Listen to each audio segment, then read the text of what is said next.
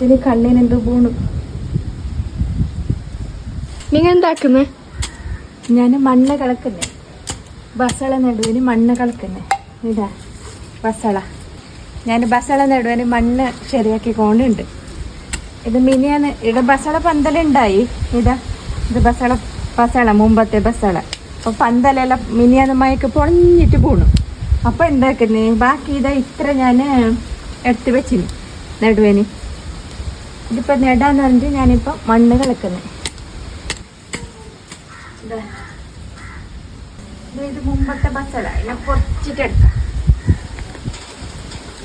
നല്ല പേര് വന്നിട്ടുണ്ടായി, നല്ല പാങ്ങായിട്ടുണ്ടായി ബസള.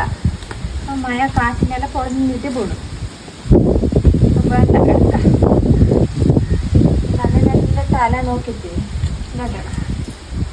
കുറച്ച് മണ്ണ് ശരിയാക്കാനുണ്ട്, കളിച്ചിട്ട് ശരിയാക്കിയിട്ട് നടാം.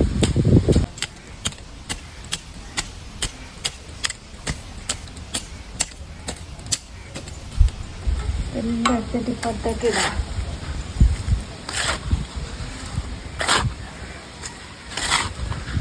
ചൂട്ടുമണ്ണുണ്ടെങ്കിൽ നല്ലത്, ചുടുമണ്ണ്.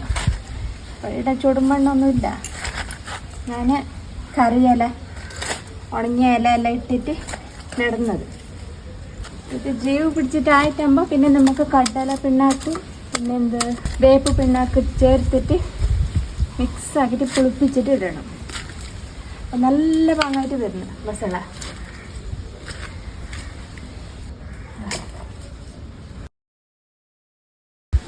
ആദ്യം കറിയെല്ലാം ഇടാം.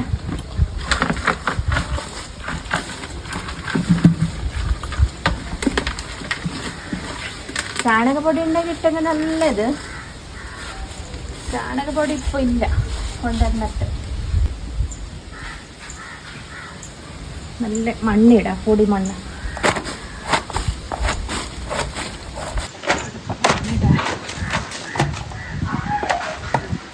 മതി. പിന്നല്ലേ ഇതിനെ ഒന്ന് ഇത്ര മുറിച്ചിട്ട് ഇങ്ങനെ മുറിച്ചിട്ട് നടാം.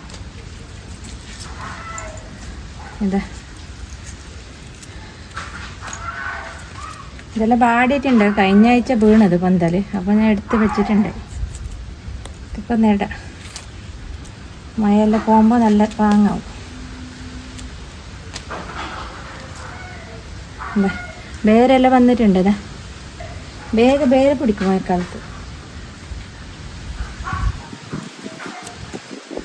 അങ്ങനെ ആക്കിയിട്ട് നട്ട് കൊടുക്കാം. ബരക്ക് സൈഡായിട്ട് നട്ട് കൊടുക്കാം.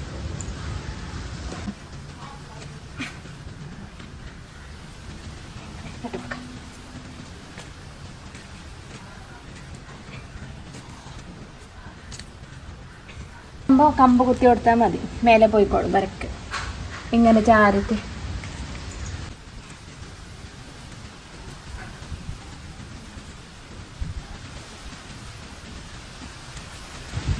ഇവിടെ ഒരു ബൈൻഡിങ്ങിൻ്റെ തൈ ഉണ്ട്, അതുകൊണ്ട് ഇത്രോളം മതി.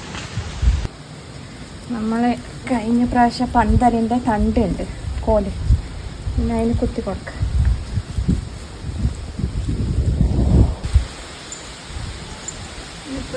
കുത്തി കൊടുക്കുക, നല്ലോണം പടരട്ടെ. വരക്ക് ഇങ്ങനെ കുത്തി കൊടുക്കുക.